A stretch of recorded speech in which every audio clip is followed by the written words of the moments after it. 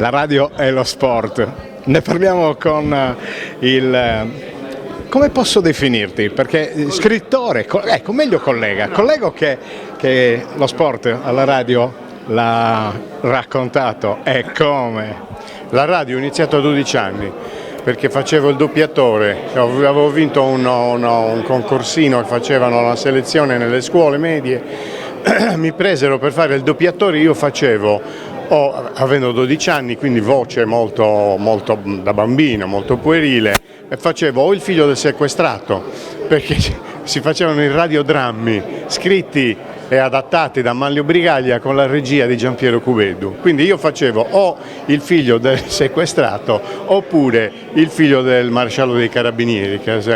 Poi dopo, quando ho avuto la voce un po' più matura, facevo direttamente il maresciallo dei Carabinieri, perché avevo questa facilità dei dialetti, insomma, no? Faceva quasi sempre napoletani o siciliani. Vabbè, questo è stato il mio esordio in radio, ma la svolta è stata poi quando nel 90 sono andato a Roma per i mondiali di calcio e lì ho avuto la possibilità di lavorare a contatto con Enrico Ameri, con Sandro Ciotti, con Riccardo Cucchi, con Mario Giobbe, insomma è inutile che te li nomini tutti, quindi la fortuna, ecco, di lavorare insieme alla prima fila del giornalismo radio televisivo mi ha permesso di sdoganarmi un po', di sprovincializzarmi un po'. Però non sono mai voluto trasferire a Roma rimanendo a Sassari perché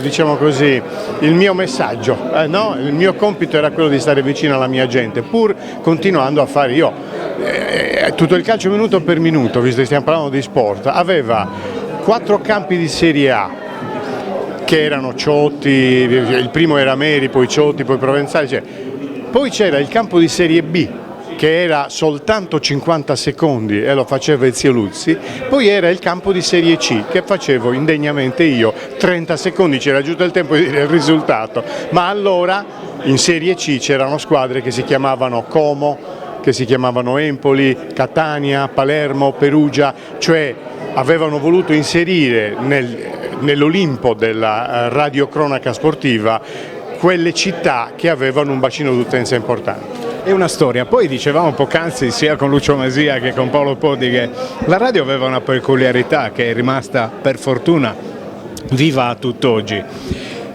Il radiocronista si distingueva dagli altri, quello bravo, perché ti faceva vivere una partita, pur essendo a centinaia, migliaia di chilometri di distanza, che quasi vedevi le azioni, oltre le azioni, i gol e quant'altro, ma anche il pubblico che, per dire, sottolineava con bordate i fischi. Io ricordo delle cronache incredibili che poi con l'arrivo alla televisione hanno un po' smorzato.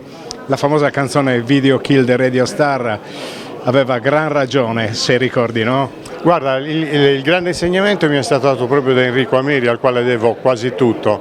La radio ti fa sognare, cioè tu chiudi gli occhi e ti affidi a chi ti racconta, la televisione te la fa vivere, no? E allora tu, quando c'è un'azione e tu chiudi gli occhi, parte dalla porta amica e va a segnare nella porta avversaria, il giocatore, lo fai vivere tu nella mente di chi ascolta quello che sta succedendo. E poi soprattutto la radio è parola, la radio ti fa pensare, la televisione ti disturba con troppe cose, l'immagine, la radio ha soltanto la voce. Guarda, io direi che tutto può essere circoscritto ad una famosa frase che diceva Rino Icardi, il grande Rino Icardi, colui che ha fatto più Olimpiadi, più mondiali di calcio, più giri d'Italia, più giri del mondo, Tour de France. Lui diceva: ragazzi, la voce è più importante delle impronte digitali.